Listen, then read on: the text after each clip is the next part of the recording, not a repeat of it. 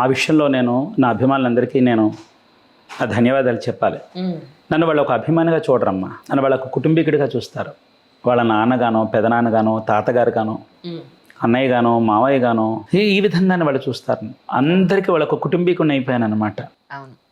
ఈయన మా నాన్న ఈ రోజు ఆనందంగా ఉన్నాడు, మా నాన్న ఇలా ఆనందంగా ఉంటే చాలా అనుకునే వాళ్ళు ఎక్కువ ఉన్నారు. నేను ఎందుకు అడిగానంటే సివిల్ సర్వీసెస్కి ఇలా అటైర్ లేకపోతే బాగుండదని 8 ఏళ్ల క్రితం నేను ఇలా మొదలు పెట్టాను. ఐఏఎస్, ఐపీఎస్, ఐఆర్ఎస్, ఐఎఫ్ఎస్ ఆఫీసర్స్తో ఇంటర్వ్యూస్ ఉంటే కొంచెం వాళ్ళకి డిగ్నిఫైడ్గా చేయాలి కదా, అందుకని చెప్పి ఈరోజు నేను స్లీవ్లెస్ వేసిన అంజలి గారు, మీరు ఈరోజు ఇలా స్లీవ్లెస్ వేసుకుంటారని నేను అనుకోలేదండి. ఇలా కనిపించి మాకు మీ మీద ఉన్న వాల్యూ తగ్గించేలా చేసుకోకండి అని ఎన్ని నెగటివ్ కమెంట్స్. నేను స్లీవ్లెస్ వేస్తేనే అలాంటిది మిమ్మల్ని ఎంత బాగా ఓన్ చేసుకున్నారంటే, అంటే నేను మేల్ టు ఫీమేల్ నేను కంపేర్ చేస్తున్నాను. మీ అంత గొప్ప వ్యక్తిని నేను కాకపోవచ్చు కాక, కానీ నేను ఏమంటున్నా అంటే మిమ్మల్ని ఎంత అడాప్ట్ చేసుకున్నారంటే, మీరు చెప్పినట్టు ఈ రోజు నేను హ్యాపీగా ఉన్నారు అబ్బాయి, ఎప్పటికీ నేను ఇలా సంతోషంగానే ఉండాలి అనేటువంటి గొప్ప అభిమానాన్ని మీరు సంపాదించారు ఈరోజు కదా. నే మూలధనం, అభిమానులు నా మూలధనం అమ్మా. నిజం, అది మాత్రం వాస్తవం. నిజం. ఎందుకంటే వాళ్ళతో నాకు ఎంత అనుబంధం ఏర్పడిపోయిందంటే, చాలా మానసిక క్షోభను అనుభవిస్తున్న తరుణంలో నన్ను ఎవరైనా పలకరించే వాళ్ళు ఉంటే బాగుండు. ఎందుకంటే ఆ పలకరింపు మనిషికి కొన్నంత అండ. ఆ సమయంలో నేను టిక్ టాక్ చేస్తున్నప్పుడు చాలా వేదనతో ఉండేది నా హృదయం. పైకి తెలిసేవాడిని కాదు, లోపల అంటే మనం ఒక నిమిషం కనిపించే రీల్లో అందరికీ మనం ఎంటర్టైన్ చేయాలి, ఆ విధంగా ఉండి. కానీ అందరూ పలకరింపు, నేను ఏడిస్తే వాళ్ళు తట్టుకోలేరు, నేను నవ్వితే వాళ్ళు పొంగిపోతారనమాట. ఈరోజు మా నాన్న నవ్వాడు, ఈరోజు మా నాన్న ఆనందంగా ఉన్నాడు, మా అన్నయ్య నవ్వుతూ ఉన్నాడు, మా బాబాయ్ ఆనందంగా ఉన్నాడు, మా తాత సంతోషం, అంటే నా సంతోషాన్ని వాళ్ళు కోరుకుంటున్నారు. నేనంటే వాళ్ళ కుటుంబీకుని, ఆ కుటుంబంలో ఏంటంటే నా మనిషి సంతోషంగా ఉన్నాడు ఇవాళ, పోలే ఈ విధంగా ఆనందంగా ఉండని, బతికిన నాడు ఈ విధంగా ఆనందంగా బతుకు అని నన్ను వాళ్ళు మనస్ఫూర్తిగా కోరుకుంటారు నా అభిమానులు, నా కుటుంబీకులు. వాళ్ళ రుణం ఏమిచ్చి తీర్చుకోగలను. అంటే నేను యాక్చువల్లీ ప్రీవియస్ ఇంటర్వ్యూస్ మీవన్నీ చూశాను కానీ మిమ్మల్ని ఈరోజు ఏమాత్రం కంటదడి పెట్టించే ఉద్దేశం నాకు లేదు. మీరు ఎప్పుడు ఎంత స్వచ్ఛంగా హాయిగా నవ్వుతూ ఉంటారో మిమ్మల్ని అలాగే ఇంటర్వ్యూ చేయాలని నేను ఫిక్స్ అయి ఉన్నాను. సంతోషం, అబ్సల్యూట్లీ సంతోషం. ఎందుకంటే మీ గురించి తెలియని వాళ్ళు ఎవరు లేరు మన తెలుగు రాష్ట్రాల్లోనే కాదు, మన తెలుగు వాళ్ళు ఏ దేశాల్లో ఉన్నా వాళ్ళందరూ మీ వీడియోలు చూస్తున్నారు. ఏంటి మీ ఛానల్ సబ్స్క్రిప్షన్ మామూలుగా ఉందనుకున్నారా? ఒక పెద్ద యూట్యూబ్ ఛానల్కి కాంపిటీషన్ వస్తుంది మీద. ఈ షూటింగ్స్ వల్ల ఏమన్నా వీడియోలు లేట్ అవుతున్నాయండి? అవుతున్నాయి కదా, అవుతున్నాయి. ఎందుకంటే నాకు ఇంకొక అంటే చాలా నాకు కథలు రాస్తాను నేను. ఆ అభిలాష కూడా నాకు ఉంది, మక్కువ ఉంది నాకు. అయితే నాకు వచ్చినప్పుడు కోరుకుండేది, అదే నేను కూడా ఒక మంచి కథ రాయాలి, నేను ఒక దర్శకత్వం వహించాలి, నేను ఈ విధంగా పిక్చర్ని తీసుకెళ్ళాలని. ఇప్పటిదాకా నా అభిమానులకి నేను మంచి మంచి వంటలన్నీ చూపించాను కదా. కానీ ఇప్పుడు నా లోపల ఏముందంటే, నా అభిమానులందరికీ కూడా ఒక మంచి మంచి కథాంశాన్ని కుటుంబం అందరూ కలిసి చక్కగా కుటుంబ నేపథ్యంతో, అరే ఇది మనం గతంలో మన వాళ్ళు ఇలా ఉండేవారు, ఇప్పుడు మనం చాలా నాళ్ళ తర్వాత ఇలా చూస్తున్నాం కదా, ఇది కదా ఒకప్పుడు మన వాళ్ళు ఉండేవారని అంశాలు చూపించాలని మనసులో కుతూహల పడుతూ ఉండేవాడిని. అప్పట్లో నాకు ఏ విధంగా ఈ ప్రపంచంలోకి అడుగు పెట్టాలో తెలిసింది కాదు. కానీ ఇప్పుడు నాకు అడుగుపెట్టే అవకాశం నాకు భగవంతుడు నాకు కల్పించాడు. అభిమానుల ఆదరణ, నా గురుదేవుల యొక్క అనుగ్రహం, పెద్దల ఆశీర్వచనం, మీ అందరి ప్రోత్సాహం చేత నేను రంగంలోకి అడుగుపెట్టాను. ఇప్పుడు నేను అనుకున్న సంకల్పం నడవడానికి ఒక అవకాశం ఉందన్నమాట. ఈ ప్రపంచంలోకి, ఈ సినిమా ప్రపంచంలోకి వచ్చి మంచి మంచి పాత్రలు చేస్తున్నప్పుడు కాస్త వంటలు చేసి పెట్టడానికి నాకు కొంచెం అవకాశం తక్కువైందన్నమాట. మాత్రం వాస్తవమే, కానీ నేల విడిచి ఎప్పుడు సాము చేయం కదా.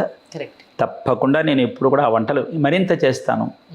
నేను ఎన్ని రోజులైతే ఈ వంటల మాధ్యమం ద్వారా నేను ప్రజలందరికీ వంటలు నేను అందించలేకపోయాను, మళ్ళీ కాస్త షూటింగ్లు అవి అయిపోయిన వెంటనే మళ్ళీ మంచి మంచి కథాంశాలతో పాటు మంచి మంచి వంటలు కూడా నేను చేసి చూపిస్తాను.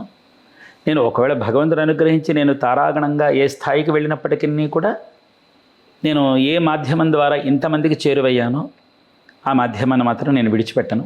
ఎప్పుడు నేను మంచి మంచి వంటలు చేస్తూ ఉంటాను, సునాయాసంగా తయారు చేస్తాను. నా కోరిక అదే. ఎందుకంటే నేను చాలా కడు పేదరికాన్ని అనుభవించాను. ఈ పూట ఎలా గడుస్తుంది, ఈ పూట ఎలా గడుస్తుందన్న కడు పేదరికాన్ని అనుభవించాను. మా అమ్మగారి నైపుణ్యం చేత ఆవిడ చాలా చాకచక్యంగా వంట చేసి లేనిరికాన్ని ఆవిడ కనబరిచేది కాదు, రాజరికాన్నే చూపించేది తినే విషయంలో మటుక్కి. ఇప్పటికీ గుంభనంగా ఉన్నవాళ్ళు చాలా మంది ఉన్నారమ్మా. చాలా అండి. సొంత ఇళ్ళు ఉన్నాయి కదా అంటారు, గోడ పీక్కు తింటామని చెప్పండి. సొంత ఇళ్ళు ఉన్నంత మాత్రం గోడ పీక్కు తినం కదండి. లోపల ఏం తింటున్నారో ఎలా బతుకుతున్నారో ఎవరికీ తెలియదు. అనుభవించి వచ్చిన వాడిని కనుక నాకు తెలుసు. కానీ అలాంటి వాళ్ళు కూడా ఈరోజు నేను తిన్నది రాజభోజనం, సరుకు చౌకబారుగా కొనుక్కోవచ్చు, కానీ తినేటప్పుడు మాత్రం రాజరికం ఉండాలి. ఆ రాజరికంతో పచ్చడి అన్నం తిన్నా చాలు కదా. అలాగ అందరూ కూడా తినాలి, సునాయాసంగా తినాలి అనేటటువంటి ఆలోచన ఉన్నది. అందుకే నేను నా వంటలన్నీ కూడా చాలా సునాయాసంగా ఉంటాయి. ఉప్పుతో 9 నెలవారీ సరుకులు ఏ విధంగా వేసుకుంటాము, నెలవారీ కిరాణాలు ఏముంటాయి, వాటితోనే మన అద్భుతాలు సృష్టించవచ్చు. దంతసీరు ఉండాలి కదా. ఉండాలి. అండ్ వన్ మోర్ థింగ్ ఏంటంటే, అసలు వెజిటేరియన్తో కూడా ఇంత చక్కటి బాడీని మనం మెయింటైన్ చేయొచ్చు, ఇంత మస్కులర్ బాడీని కూడా మనం మెయింటైన్ చేయొచ్చు అని ప్రూవ్ చేశారు మీరు. ఖచ్చితంగా అది చెప్పాలనే నేను నా వ్యాయామ కళాశాలలో ఉండే వీడియోలు పెట్టాను. ఎందుకు పెట్టానంటే, ఆరోగ్యాన్ని, శరీరాన్ని కాపాడుకోవాలండి. ఆరోగ్యాన్ని నేను నా 16 ఏళ్ల వయసు ఉన్నప్పుడు నేను రన్నింగ్ చేసేవాడిని అండి. నాకు ఒక కోరిక ఉండేదండి చిన్నప్పుడు, ఇంకప్పుడు అది నెరవేరదు. నేను ఒక పోలీస్ ఆఫీసర్ అవ్వాలని నాకు పెద్ద కోరిక అండి. మీకు క్యారెక్టర్ వస్తుంది, ఆగండి. ఆ విధంగా వచ్చిన సంతృప్తి పడతాను. డెఫినెట్గా వస్తుంది, మీకు డౌటే లేదు అందులో, డౌట్ లేదు. నాకు పెద్ద పోలీస్ ఆఫీసర్ అవ్వాలని నాకు చాలా కోరిక అండి. మిలిటరీలోకి వెళ్ళిపోవాలని చాలా కోరిక ఉండేదండి, చాలా కోరిక ఉండేది. ఏం పరుగులు పెట్టామని తెలుసా అండి, 16 ఏళ్ల వయసులో, 18 ఏళ్ల వయసులో వ్యాయామానికి వెళ్ళిపోయాను అనమాట. సెలెక్ట్ అయిపోయాను, కానీ అప్పుడు కొన్ని కారణాల వల్ల నేను అనుకున్న వైపు వెళ్ళలేకపోయాను. ఇదే కాదు, ఏది మనం అనుకున్నట్టు ముందు మనం ప్రారంభంలో చెప్పినట్టు, ఏది మనం అనుకున్నట్టు జరగదమ్మా, జరగదు. కానీ రాజీ పడి జీవితాన్ని గడిపించాలి, అంతే. గడపకపోతే కుదరదు. కానీ ఇప్పుడు చూడండి, నాకు ఈ వయసు వచ్చిన తర్వాత ఇప్పుడు నన్ను ఏం కోల్పోయానో, ఆ సినిమా ప్రపంచం, ఆ కళ ఏదైతే కోల్పోయానో, ఇప్పుడు నన్ను వరించుకు రావడం నిజంగా సంతృప్తిగా ఉందన్నమాట కదండి. కానీ అప్పుడు అది మిస్ అయినా మళ్ళీ ఇన్నాళ్ళ తర్వాత మీకు అదంతా తిరిగి రావడం అనేది, ఇది కదా రాసి పెట్టడం అంటే అనిపించింది. అవునండి, అవును, నిజంగా చాలా సంతృప్తి పడుతున్నా. నేను అప్పుడు కోల్పోయాను, ఇప్పుడు ఈ వయసు వచ్చిన తర్వాత, ఇంత ఇది వచ్చిన తర్వాత వచ్చాను, చాలా సంతోషంగా ఉంది. అప్పుడు మీలాగా ఇప్పుడు మీరు అన్నట్టుగా నేను అనుకున్నా, ఏదైనా భగవంతుడు అనుగ్రహించి మంచి పోలీస్ క్యారెక్టర్, మంచి పోలీస్ ఆఫీసర్ క్యారెక్టర్ వస్తే అందులో మనం చేసి చూపించాలి. మీరు ఒక చిన్న క్యారెక్టర్, మన ఎలాగో యూట్యూబ్ ఛానల్ ఉంది కాబట్టి, మీరు ఎలాగో నిర్మలమ్మ గారిది, జానకమ్మ గారిది చేసినట్టు అది కూడా ఒకటి వేసి పెట్టేశారనుకోండి, ఆ క్యారెక్టర్లో మీరు ఎలా ఉంటారో ప్రజలందరికీ తెలుస్తుంది. సో ప్రపంచానికి తెలిసినప్పుడు, ఓ ఈయన ఖచ్చితంగా నెక్స్ట్ టైం ఇందులో చూడాల్సిందే అని వాళ్ళ మనసుల్లో మీరు పడతారండి. తప్పకుండా, అది తప్పకుండా చేస్తాను. అలాగే నాకు విలన్ క్యారెక్టర్స్ అంటే ఇష్టం, చాలా ఇష్టం. నాకు ఒక తండ్రి క్యారెక్టర్స్ అంటే ఇష్టం. ఇప్పుడు తమిళ మాధ్యమంలో కూడా ఒక తండ్రి క్యారెక్టర్స్ రావడానికి అవకాశం వచ్చింది, ఇంకా షెడ్యూల్ ఇవ్వలేదు వాళ్ళు. తమిళ ఛానల్లో కూడా నేను ఒక తండ్రిగా చేయడానికి ఒక అవకాశం వచ్చిందనమాట. కానీ మీరు బేసిక్గా తెలుగువారే కదండి? పక్క 100 అణాల నేను తెలుగువాడిని. తమిళ ఎలా తెలియం? తమిళ్ వచ్చి నేను చిన్నతనంలో నేను ఎక్కువ మసిలాను అక్కడ. తమిళనాడు పళని, తంజావూరు, కుంభకోణం ఈ ప్రాంతంలో నేను మసలడం జరిగింది. నాన్నగారు వాళ్ళు అక్కడ ఉండేవాళ్ళ? కాదు, నేను సుబ్రహ్మణ్య స్వామి ఆరాధన పరంగా ఎక్కువ తిరిగాను. మా కులదేవం వచ్చి పళని అప్పని సుబ్రహ్మణ్య స్వామి. మా అన్నగారు, మా పెద్దన్నగారు యాత్రలకు తీసుకెళ్తూ ఉండేవారు మమ్మల్ని. ఆ వెళ్ళినప్పటి నుంచి కూడా నాకు అక్కడ చాలా మురుగర్ అంటే ఇది కదా, ఇంత బాగా ఆరాధన ఉంది కదా, మనకు అక్కడ లేదు, ఇక్కడ మనం కోల్పోతున్నాం అనే బాధ వచ్చి తరచూ వెళుతూ ఉండేవాడిని. ఆ వెళ్ళినప్పుడల్లా అక్కడ ఉండిపోతూ ఉండేవాడిని. ఉండిపోయినప్పుడల్లా అక్కడ అంశాలు తెలుసుకుంటూ వచ్చేవాడిని. చిన్నప్పటి నుంచి ఏంటంటే, నేను ఏదైనా ఒక విషయాన్ని తెలుసుకోవాలి అనుకుంటే ఆ విషయాన్ని తొందరగా తెలుసుకుంటాను. రేపటికి వాయిదా వేయడం నాకు ఇష్టం ఉండదు. వాయిదా వేయడం అనేది నాకు అసలు సుతరాం ఇష్టం ఉండదు. అది తొందరగా నేర్చుకోవాలి. నేను నేర్చుకునే వ్యక్తి, అవతల వ్యక్తి నాకు మరణాడు నాకు అందుబాటులో ఉంటాడని ఏమిటి గ్యారంటీ? ఎగ్జాక్ట్లీ. వెళ్ళిపోవచ్చు, రేపు వెళ్ళిపోవచ్చు. వెళ్ళిపోతే నేను చాలా కోల్పోతాను. కాబట్టి వారు ఉండగానే దీపం ఉండగెళ్ళి చక్క పెట్టుకోవాలనే మాట తగ్గట్టుగా వారు వెళ్ళిపోతారేమో అని ఇవాళే నేను ఆయన దగ్గర తెలుసుకోవాల్సిన విషయాలన్నీ కూడా అలాగే తెలుసుకునేవాడిని. ఆ విధంగా తెలుసుకోవడంలో తమిళం అనేది బాగా వచ్చని చెప్పలేను, పర్వాలేదు. తెలుగు ఎలా మాట్లాడతారో తమిళ అలాగే మాట్లాడతారు మీరు.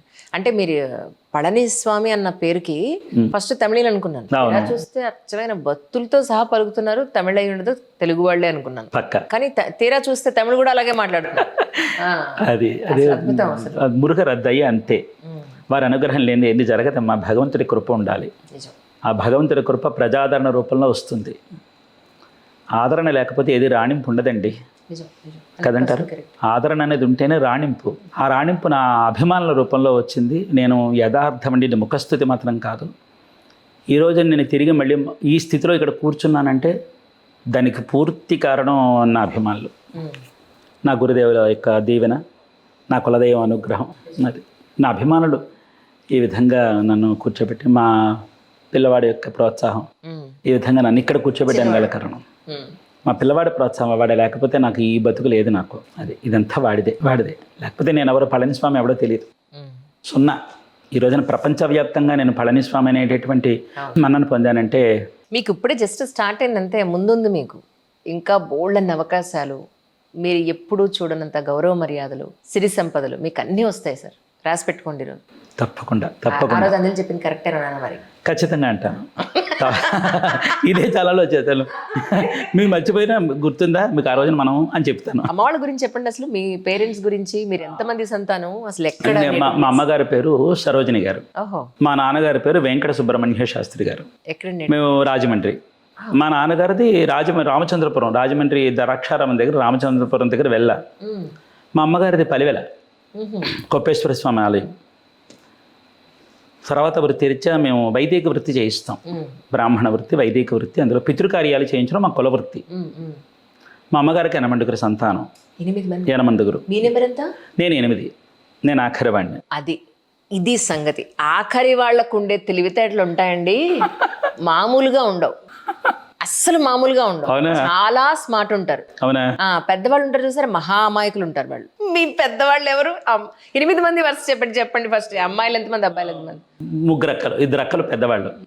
తర్వాత అన్నయ్య, పెద్దన్నయ్య, తర్వాత 2 అక్కలు, తర్వాత మళ్ళీ అన్నయ్య, తర్వాత ఒక అక్క, నేను. అసలు ఈ కాలంలో 8 మందిని అసలు కనే అవకాశం ఉందా? లేదమ్మా. కదండి. కదండి. పిల్లల్ని కనడం తెలియటం లేదు, కన్న పిల్లల్ని పెంచడం తెలియటం లేదు. బాధేస్తుంది. ఈరోజున ఒక్కొక్క మాధ్యమం చూస్తుంటే పిల్లల్ని చావగొట్టేస్తారు. పిల్లలు లేని వాళ్ళు ఎంతమంది ఉన్నారమ్మా? ఎన్ని రాళ్ళు రప్పలు కన్నాలు పెట్టుకుంటే పిల్లలు పుడతారు. పిల్లల్ని చావగొట్టేస్తే బాధేస్తుంది అన్నమాట. అందుకని ఈ రోజుల్లో ఒక పిల్లల్ని పెంచడం కూడా చేత కానీ స్థితిలో ఉన్నారనమాట. మీ పిల్లల్ని ఎప్పుడు మీరు అసలు ఎప్పుడు చేయి పడలేదా? కొట్టలేదమ్మా, నేను పిల్లల్ని ఎప్పుడు కొట్టలే. మీరంత బాగా, వాళ్ళు అంత బాగా మాట విన్నారేమో. ఇప్పుడు పిల్లలు మాట వినట్లేదండి, ఏం చేయమంటారు? వినకపోవడం లేదు. పిల్లలు మాట వినకపోతే ఎవరు వింటారు చెప్పండి? పిల్లలే వినరు. అవునండి, మనం ఆ స్థితి దాటి వచ్చిన వాళ్ళం కదండి. అవును, ఒప్పుకుంటాను. చిట్టి దెబ్బలు కొట్టినా పిల్లలు చిక్కుపోతారంటారు. కొట్టకుండా తిట్టకుండా పిల్లలు పెరగరండి. కొట్టాలి, తిట్టాలి, పెంచాలి. కానీ వాటితో పాటు వాళ్ళు కమిలిపోయేటట్టుగా కొట్టకూడదండి. అది తట్టుకోలేమండి, పిల్లలు తట్టుకోలేమండి. అపురూపం కదండి. నిజం. నన్ను ఆ మధ్యన ఎవరో అడిగా, మీ జీవితంలో ఒక మాధుర్యమైన విషయం చెప్పండి అంటే ఒకటన్నా మా పిల్లలన్నా. అంతే కదమ్మా. మీకు ఎంతమంది ఇంతకేను? నాకు 3 మగ పిల్లలు. 3 మగ పిల్లలు. ఆడపిల్ల లేదన్న బాధ లేదు? లేదు. ఆడపిల్ల లేదన్న బాధ ఉందమ్మా. కానీ 3 మగపిల్లల్ని ఇచ్చాడు భగవంతుడు. ఇంకా తర్వాత ఏదైనా అవకాశం ఉంటే చూద్దాం అనుకుంటే మా అత్తగారు వాళ్ళు వద్దులే చాలు, ఎంత పని చేసింది ఇవిడ. ఏమో 3 మగపిల్లలతో ఒక ఆడపిల్ల పుట్టుండేదేమో అని డౌట్ నాకు. ఎక్కడో పుడితే మాత్రం ఖచ్చితంగా మీ ఎంత అందంగా పుట్టేదండి, నో డౌట్. అవునంటారా? ఎందుకంటే మీ అబ్బాయిలు నేను కూడా మేడం పోలికే, తల్లి పోలికే ఎక్కువ వచ్చారేమో అని అనుకుంటున్నాను. మా పెద్ద పిల్లాడు అచ్చు వాళ్ళ అమ్మాయి, మా 2వ పిల్లాడే నేను. 3వ వాడు కూడా మీ పోలికే? నా పోలిక మా నాన్నగారి పోలిక బాగా ఉంది మా 3వ అబ్బాయికి. వాడి పేరు పళని మురుగన్, పెద్దవాడి పేరు. 2వ అబ్బాయి వచ్చి పళని షణ్ముఖన్. మా 3వ అబ్బాయి వచ్చి పళని శరవణన్. మన ఇంటికి వచ్చి పళని నిలయం. ఓహోహో. అంటే కులదైవం అండి, మా కులదైవం సుబ్రహ్మణ్యరు వచ్చి మా కులదైవం. అంటే చాలామంది అంటారు, దేవుడిని నమ్ముకున్నారు కదా మీకు ఎందుకు అంత కష్టాలు వస్తాయంటారు. దేవుడిని నమ్ముకున్నంత మాత్రాన కష్టాలు పోవండి, తప్పండి అది అన్నమాట. దేవుడిని నమ్ముకున్నంత మాత్రాన కష్టాలు ఉండవంటే తప్పు. నమ్ముకున్న వాడికి ఎక్కువ ఉంటాయి, చదువుకున్న వాడికి పరీక్ష. మనమేం దిగొచ్చామేంటండి కదండి, మనమేం దిగిరాలేదు కదా. దేనిదంటే విధిని ఎవడు మార్చలేడండి, విధిని అనుభవించాలి.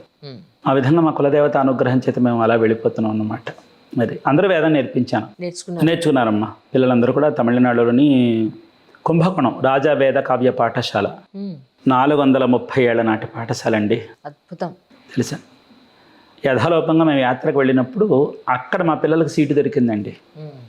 కుంభకోణం దగ్గర స్వామిమలై అని సుబ్రహ్మణ్య స్వామి క్షేత్రం, తగప్పన స్వామి అని పేరు.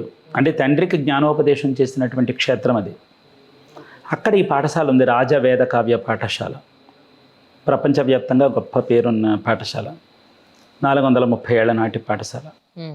ఆ పాఠశాలలో సీటు వచ్చింది మా పిల్లలకి. పిల్లలు ముగ్గురు అక్కడే ఉండి చదువుకున్నారు, వేదం పూర్తి చేసుకున్నారు.